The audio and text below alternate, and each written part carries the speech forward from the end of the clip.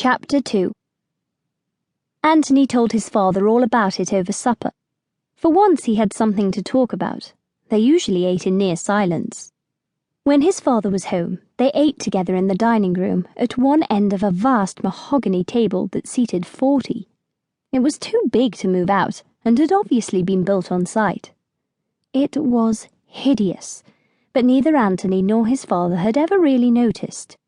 They ate at the end nearest the door that led, after a long walk, to the kitchen.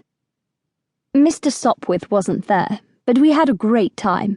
They showed us all sorts, and I was allowed to drive one. Roll it, they say, just along the ground, not taking off. It's how you learn. They're quite hard to control, strange. I signed up for lessons, so I can fly at home when I've decided which one to have. If I have lessons, I can try them all, see what's best. Very good. Mr. Sylvester was surprised at his son's sense for once, having half expected to find an airplane sitting on the drive when he came home. They had an uneasy relationship, neither quite sure what to make of the other. They did not meet very often, and there was no third party to ease the contact, no jolly wife or quarrelling siblings. Claude Sylvester's wife had died, quite suddenly, soon after they had moved to Lockwood. She had been excited about the vast prospect of turning the echoing rooms into a comfortable home, but perhaps the whole thing had been too much for her, for she died of a heart attack immediately after a meeting with a firm of interior designers who came down from London, and exclaimed in horror at the task that faced them. She had made a pretty flat upstairs for Helena, a prime consideration, but that was all she had managed. Antony had been 8 when his mother died, and Helena 4 years older. He had already learned at that early age to live his own life, as his mother, not unnaturally, was almost totally taken up with Helena. How could it be otherwise? Antony accepted the situation without rancour, but tended to avoid seeing too much of Helena. The atmosphere up in her quarters was not to his taste, and he found it hard to please her, foundering in his own inadequacy to understand what on earth it was she was saying, or trying to say, or what she wanted. She laughed a lot, and he thought she mocked him. He was sorry for her, of course, not to be able to see or hear. How did she imagine the world, he wondered, not ever having seen it? His friends were always nosy about her, dying to meet her.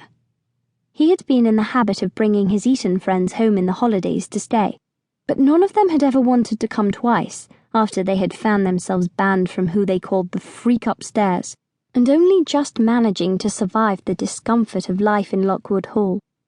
Antony stopped asking them, but at the back of his mind he had always harboured the idea of a huge midsummer party by the lake, using the amazing grotto as a base.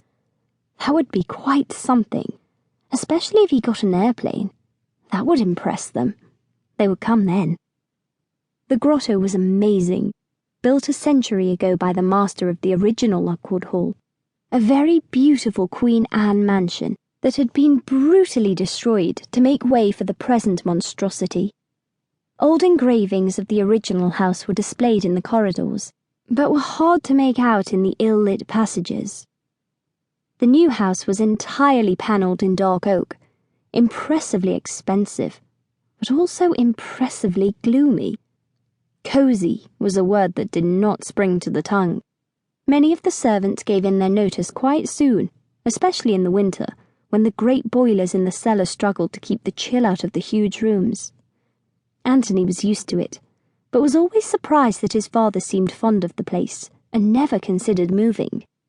It must have sad memories for him, his wife dying so soon after they had moved in. But Mr. Sylvester was neither a sentimental nor sensitive man. Antony wondered sometimes if he took after him.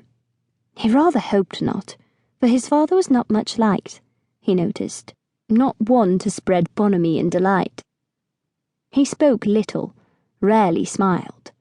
He was not imposing to look at, only of average height and build, with fading, disappearing brown hair, severely trimmed, and a large, dark moustache that hid most of his lower face. He wore dark suits.